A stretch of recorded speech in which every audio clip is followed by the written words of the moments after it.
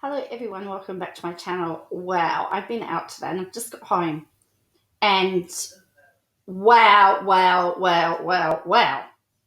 There has something that has blown my mind. And we're back on Christian Porter again. This is still Christian Porter.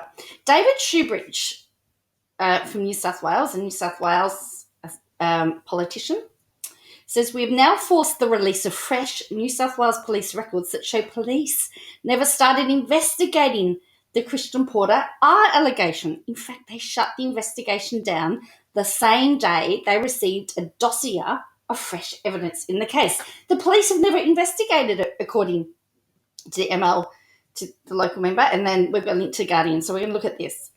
Then he says, it won't surprise people who have followed this that this fresh evidence contradicts the line delivered to the media by New South Wales Police earlier this year. Then they said the investigation was dropped because of insufficient admissible evidence. It won't surprise people that New South Wales Police are now refusing to explain themselves. Wow.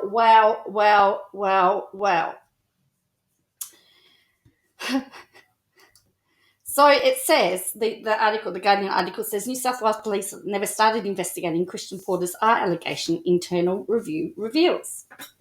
Police asked to close an investigation on the same day they received a dossier which included a statement by the woman detailing her allegations. New South Wales Police acknowledged they never had the opportunity to commence the investigation into the allegation of R against Christian Porter, conceding the investigation, or that therefore was not successful. An internal review document seen by The Guardian has revealed. Porter's accuser withdrew her complaint and took her own life in June 2020 without police having taken a witness statement from her. The police assessment of the investigation into her claims, which first produced in a more redacted form to the New South Wales Parliament, concludes that as a result, an alleged victim of childhood SA had died without having her wish of the person of interest being held to account. The same document also reveals that police asked to close the investigation on the same day they received the dossier, which included a statement by the woman detailing her allegations sent to police. The woman accused the former Attorney General of R in January 1988 when she was 16, he was 17. Porter strenuously denies the allegation, confirming he knew the woman, but denies having any sexual contact with her. Porter commenced defamation proceedings against the ABC after it reported the allegations against an unnamed senior minister in March 2021, but discontinued the claim after the ABC agreed to publish a statement indicating it did not intend to suggest Porter was guilty of the alleged offence. Porter resigned from the Morrison government ministry on Sunday after revealing last week that some of his legal fees were paid by anonymous donors. On Sunday, Scott Morrison described the resignation as appropriate, citing the ministerial standards requirements to be free from perceived conflicts. Porter insisted his disclosure was within the rules, but said the issue had become a distraction to the government. The woman first approached South Australian Police in November 2019 about asking about the process of making a complaint. On February 2020, she first met with New South Wales Police while passing through Sydney, but did not give a full statement. After she returned to Adelaide, New South Wales Police applied on the 10th of March 2020 to travel to take her statement, but were rejected. We were in the middle of the pandemic then. On April 2, she agreed in a teleconference to wait until New South Wales Police were able to travel, rather than give a statement remotely or to South Australian Police. On the 23rd of June 2020, the alleged victim told New South Wales Police she wanted to cease reporting the matter, citing personal reasons, and she took her life on the 24th of June. The latest information comes from a document originally tabled in the New South Wales Parliament.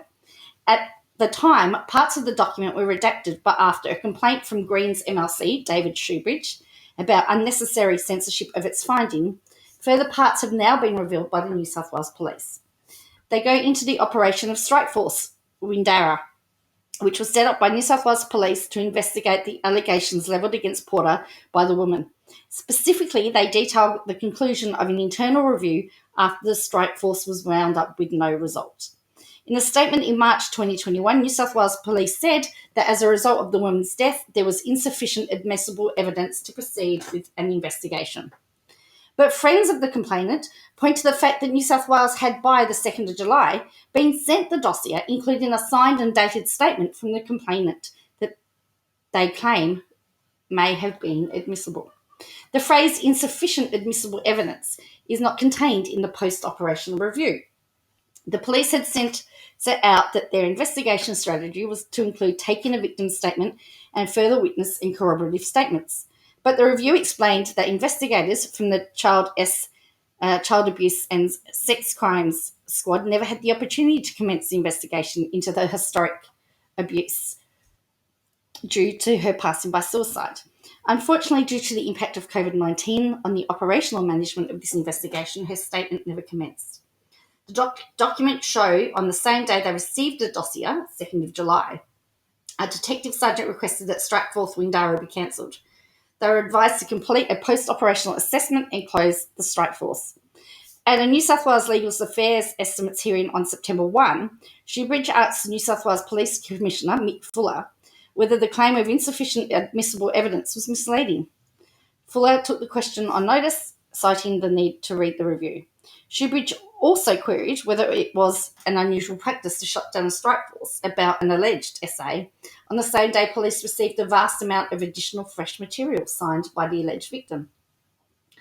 Fuller said this would all depend on whether the police knew that the information was forthcoming or it was not forthcoming, and took the question on notice. In response to Guardian Australia questions on these points, New South Wales Police said they had nothing further to add beyond their extensive comprehensive statements on Windara and the review itself. In a statement on Sunday, Porter said he'd only recently seen a copy of the only signed document that the person who made and subsequently withdrew the complaint ever made. Many parts of the 88-page document are such that any reasonable person would conclude that they show an allegation that lacks credibility, was based on repressed memory, which has been completely rejected by courts as unreliable and dangerous, which relied on diaries said to be drafted in 1990, 1991, but were actually words composed in 2019, was written by somebody who was sadly very unwell. That's what Porter wrote. That's what Porter has said. Porter did not respond to the Guardian Australia's inquiries about the contention that a signed, dated witness statement from the woman would be admissible.